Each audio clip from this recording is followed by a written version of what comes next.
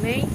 Só falando um pouquinho sobre o vídeo passado, sobre o Evangelho de João, né? João, ele era um teólogo da época, certo? Não é João Batista. Era um teólogo da época. E nós vamos falar agora sobre as principais doutrinas, né? Quais são as principais doutrinas? A doutrina de Deus, a doutrina de Cristo, a doutrina do Espírito Santo, a doutrina dos anjos, a doutrina da salvação, a doutrina da igreja e doutrina das últimas coisas, que está referente ao fim do mundo, o livro de Apocalipse, certo? Então vamos primeiro para a doutrina de Deus. O que é doutrina? Doutrina é algo, né, que mostra o objetivo de alguma coisa, a essência daquilo, né, os atributos daquilo que está vivendo, né? Como uma igreja. Alguém pergunta, qual é a doutrina da sua igreja? Está perguntando qual é a essência da sua igreja. Como é que a sua igreja funciona? Qual é o objetivo da sua igreja? A minha igreja é assim, não usa isso, usa aquilo, pode aquilo, não pode aquilo. Está mostrando a essência, quem é a sua igreja, certo? Então vamos estudar a doutrina de Deus. A existência de Deus, a essência de Deus. De onde surgiu Deus? Quem é Deus? De onde surgiu Deus, queridos? Nós nunca vamos, pelo menos nesse plano terrestre, nós não vamos saber de onde surgiu Deus. Poderemos algum dia, no plano espiritual, saber disso, mas também não temos essa certeza, né? E a natureza de Deus? A natureza de Deus, a palavra diz que Deus, ele é bom. Essa é a natureza de Deus, ele é bom. E a sua benignidade dura para sempre, não é? Porém, Deus também é justiça, né? Ele é amor, mas ele também é justiça. Ele faz justiça onde precisa de justiça, porque ele é amor, e quem é amor também é justo. Não é isso? Amém, queridos? E os atributos de Deus? Os atributos de Deus. Quem é Deus? Deus, ele é o Criador de todas as coisas. Deus é o nosso Pai Celeste, é o Todo-Poderoso, é o que pode todas as coisas, que todas as coisas foram criadas por eles e por ele, que todas as coisas são gerenciadas de acordo com a vontade dele. Né? Nem um fio de cabelo cai da nossa cabeça sem a permissão de Deus, uma folha não cai da árvore sem a permissão de Deus. Deus, ele conhece todas as estrelas que tem no seu firmamento por nome, assim também como cada pedrinha da areia do mar. Deus, ele é incompreensível. Deus, ele é poderosíssimo demais. Deus é fogo consumidor. E em tudo isso, ele é amor. Esse é o nosso Deus. Mateus 1:18 vai falar sobre a doutrina de Cristo. Quem é Cristo? Quem é Cristo? Qual a natureza de Cristo? Não é? Ela vai dizer assim: ora, o nascimento de Jesus Cristo foi assim: estando Maria, sua mãe, desposada com José, antes de se ajuntar, ela se achou ter concebido do Espírito Santo. Né? Quem é Jesus? Porque lá no livro de Gênesis vai dizer o quê? Que desde o princípio, Jesus já estava lá com Deus. Né? Ele é o verbo. O verbo é o quê? A palavra. E a palavra é o quê? A palavra de Deus. A Bíblia. Jesus é o verbo. Jesus é a própria palavra de Deus. E aí vai dizer também que o verbo se fez carne e habitou entre nós, que é quando está dizendo aqui em Mateus 1:18. Que Jesus, ele através do Espírito Santo, foi gerado em uma mulher chamada Maria, e ele nasceu como homem, porém não concebido como homem pelo pecado, mas através do Espírito Santo de Deus. E ele habitou entre nós e curou, operou milagres, fez maravilhas, aceitou morrer por mim, por você. Depois de algum tempo, Depois de 3 dias ressuscitou e depois de algum tempo subiu ao céu e nos deixou a promessa gloriosa que voltaria para resgatar a sua igreja. Então Jesus, ele é a própria palavra de Deus. Ele é o Deus vivo que se fez homem, se fez carne e habitou entre nós. Ele é o autor e consumador da nossa fé e da nossa salvação. Não há outro que se vá para o céu senão por Jesus, porque Ele é quem vai resgatar a sua igreja. E em vários, como já foi falado, em vários evangelhos, né, nos 4 evangelhos, eles têm Jesus como um símbolo diferente: filho do homem, servo, poderoso, né? Cada um deles tem um sinótico para simbolizar Jesus. Mas em todos eles, Jesus é o verbo que se fez carne e habitou entre nós, que subiu ao céu e que voltará para resgatar a sua igreja. Essa é a natureza de Cristo. Cristo é o Salvador da humanidade. Não há outro. Só Ele pode salvar a humanidade. Amém, queridos? E também nós vamos falar sobre a doutrina do Espírito Santo. Quem é o Espírito Santo? Romanos 8:11 vai dizer assim: e se o Espírito daquele que dos mortos ressuscitou a Jesus, habita em vós. Aquele que dos mortos ressuscitou a Cristo Jesus, há de vivificar também os vossos corpos mortais, pelo Espírito que em vós habita. O que aconteceu? Aleluias. O que aconteceu quando Jesus teve que subir, que voltar para o trono da glória? Ele diz o quê? Que já está indo, mas eu não vos deixo só. Eu deixarei convosco o Espírito Santo de Deus, o Consolador do mundo. Então, quem é o Espírito Santo? O Espírito Santo é o próprio Espírito de Deus. É o Consolador. É o que nos ajuda a vencer as tribulações, é o que nos ajuda a vencer o inimigo das nossas almas que tenta nos matar todos os dias. É o próprio Espírito de Deus que ficou aqui para nos guardar, nos proteger, nos livrar. A essência do Espírito Santo é nos proteger, é nos guardar, é nos encher de Deus, é levar as nossas orações a Deus. A palavra do Senhor diz que o Espírito Santo de Deus leva as nossas orações com gemidos inexprimíveis até a Deus.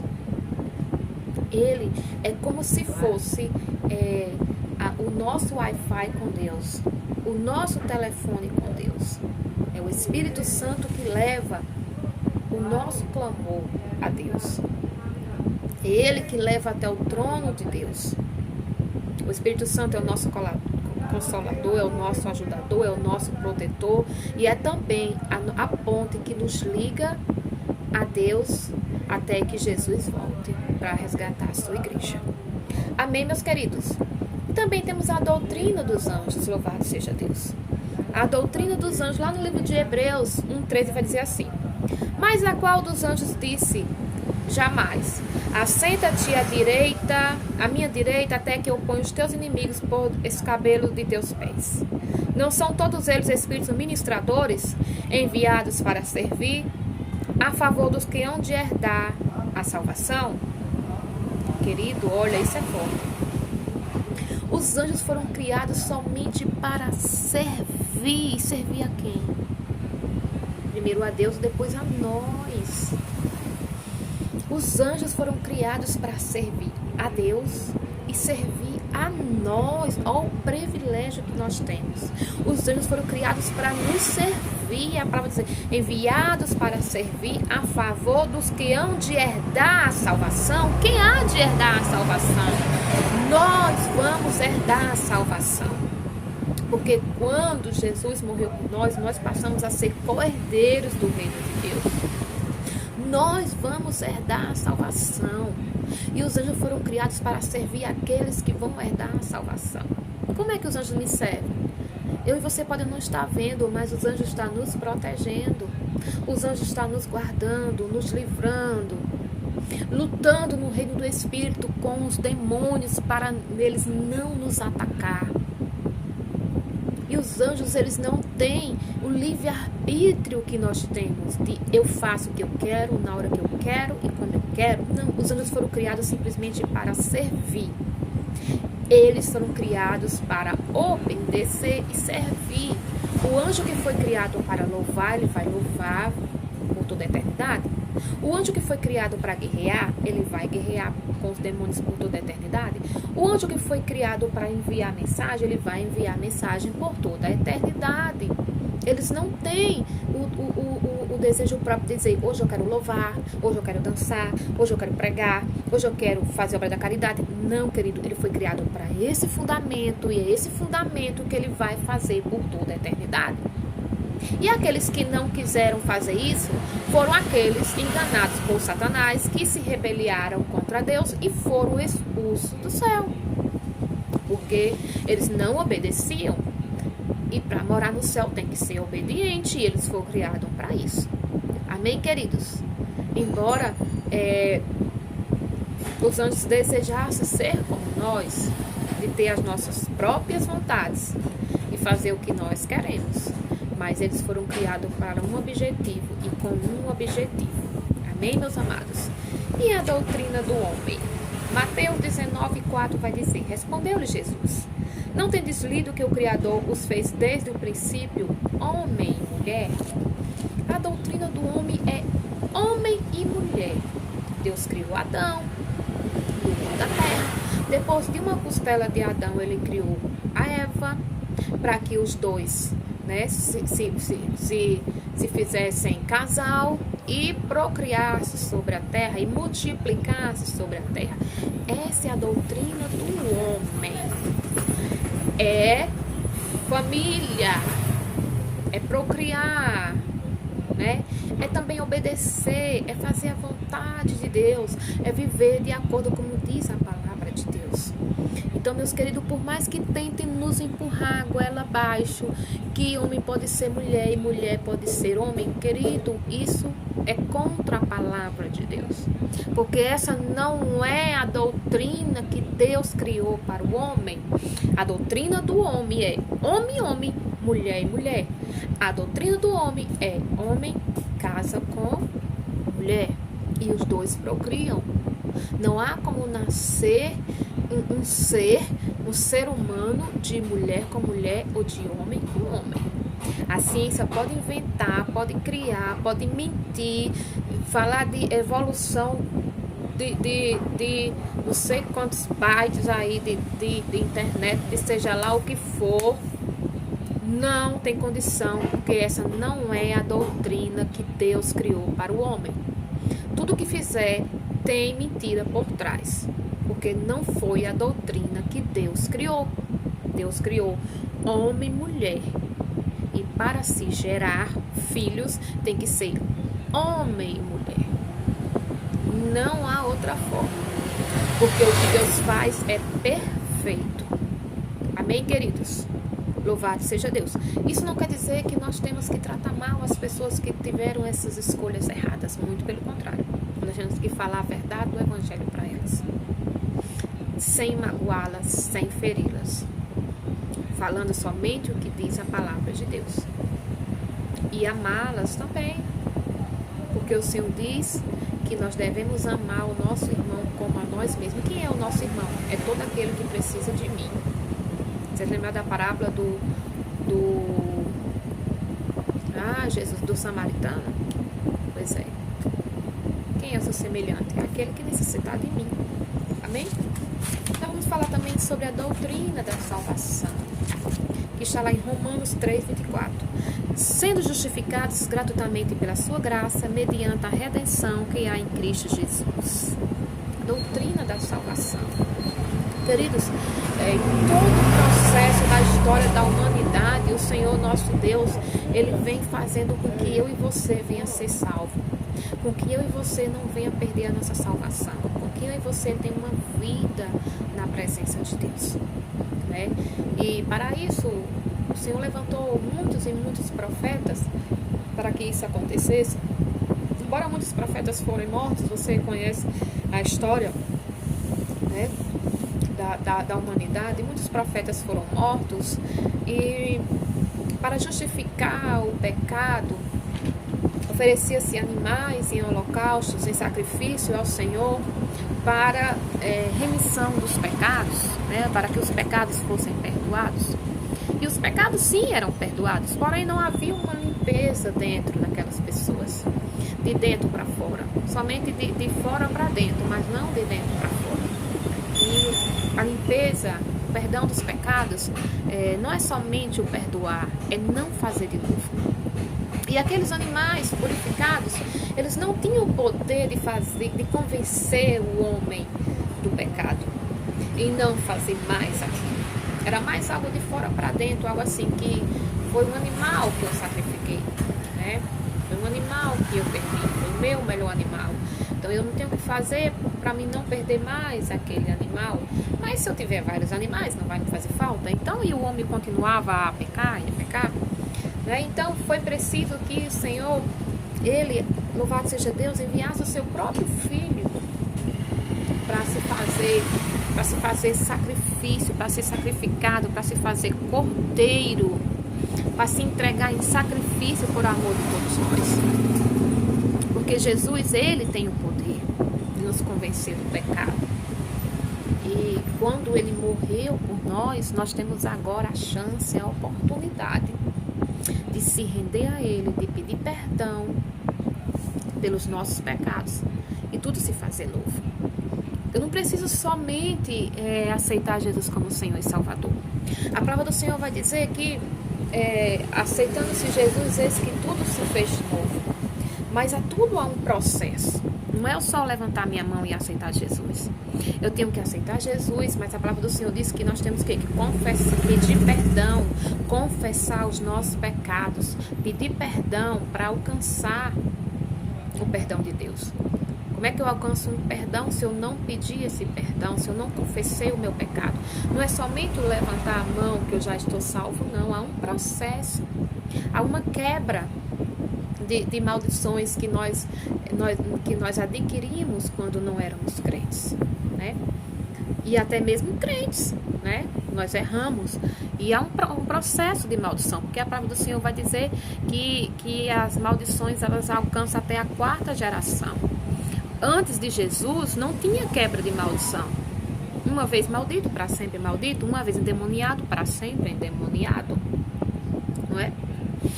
Então, mas depois de Jesus, nós agora temos esse acesso de aceitar Jesus, de confessar o nosso pecado, de pedir perdão, e aí sim, tudo vai fazer novo. O tudo vai fazer novo não é quando eu levantar a mão e aceito Jesus. O tudo vai fazer novo é quando eu levanto minha mão, aceito Jesus, confesso o meu pecado, peço perdão e não faço mais. Aí tudo vai se fazer novo. A doutrina da salvação é aceitar Jesus, confessar os seus pecados, pedir perdão e não fazer mais. Veja que antes oferecia sacrifício de animais, mas fazia-se tudo de novo e lá vai mais animais e mais animais e mais animais. Por isso foi preciso Jesus morrer por nós. Agora nós aceitamos Jesus como Senhor e Salvador, nós confessamos o nosso pecado, nós pedimos perdão e não fazemos mais. Essa é a doutrina da salvação. Amém, meus queridos? Louvado seja Deus. E a doutrina da igreja. Atos 11:22 vai dizer assim: chegou a notícia destas coisas aos ouvidos da igreja em Jerusalém e enviaram Barnabé a Antioquia. Qual é a doutrina da igreja? A fundação da igreja, as ordenanças da igreja e a organização da igreja. A doutrina da igreja, querido, que muitos pregam, né? Não é se veste saia, se veste calça, se usa batom, se pinta o olho, se tem o cabelo grande, se tem o cabelo curto. Essa doutrina aí são doutrinas criadas pelos pastores atuais, né? A doutrina da igreja, querido, é a organização da igreja, A doutrina da igreja é quem vai subir no santuário, é quem vai ser os diáconos, é selecionar pessoas para o trabalho. A doutrina da igreja é a obra da caridade. A doutrina da igreja é ir e pregar o evangelho a toda criatura. A doutrina da igreja é amar as pessoas, é acolher as pessoas, é ajudar as pessoas. A doutrina da igreja é conduzir pessoas a Cristo.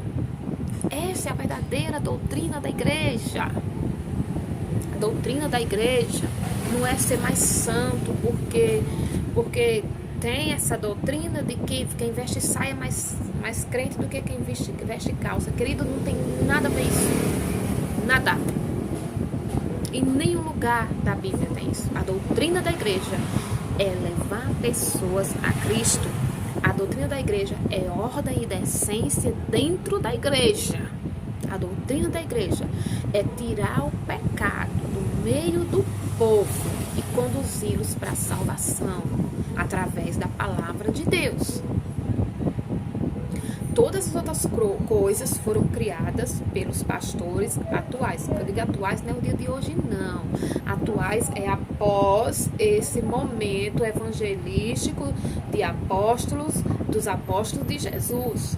É dessa geração que recebeu esses ensinamentos e que na maioria das igrejas estão sendo distorcidos para fazer a vontade do homem.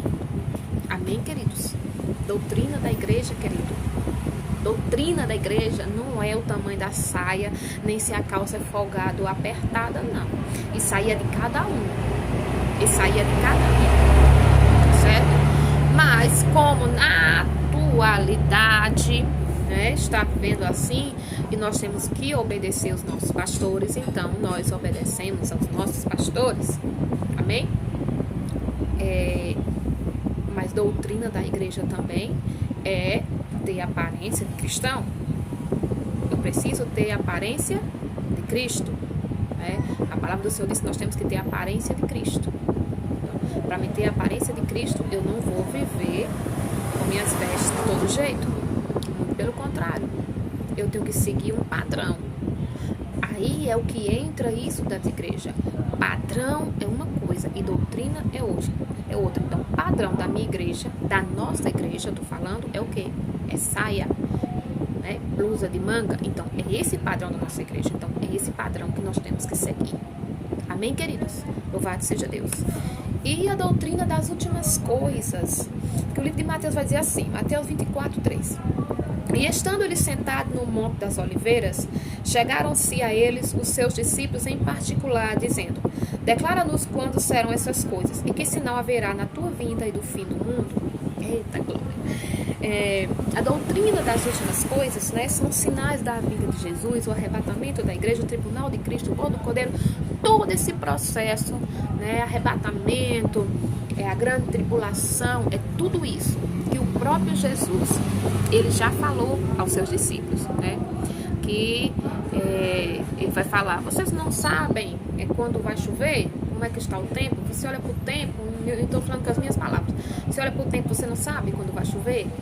Então, se você observar os acontecimentos, você vai saber se está perto ou não a vinda de Jesus Cristo. É isso. É lá do livro de Apocalipse. Lá do livro de Apocalipse, que fala todo o processo do arrebatamento da igreja, da grande tribulação. Amém, meus queridos? E nós devemos nos preparar mesmo. Porque, assim como Jesus falou, que se nós soubéssemos, olhando para o tempo, se vai chover ou não, se vai fazer sol, se vai chover, nós também olhando para os tempos atuais, nós já saberemos sobre a vida do Messias. E pelos tempos atuais, queridos, já dá para perceber sim, que Jesus está às portas, que o noivo já está vindo buscar a sua igreja. Então é momento, meus amados, de eu e você se jogar inteiramente na presença do Senhor. E o que tiver torto, endireitar. O que tiver errado, consertar. E eu creio que todos nós estamos passando por um processo de conserto de Deus. Eu digo por mim, porque porque o Senhor tem me consertado muito. Todos nós somos falhos, meus amados. Não é porque está em cima do altar aqui que é super crente, não. Todos nós somos falhos. E eu creio que toda a igreja está passando por um processo de conserto. Sabe por quê, meus queridos? Porque o rei está voltando e nós temos que estar preparados. Nós temos que estar com as mãos limpas, com as vestes limpas. Então, nós temos que estar na posição para Ele nos levar de volta para casa. Amém? Louvado seja Deus.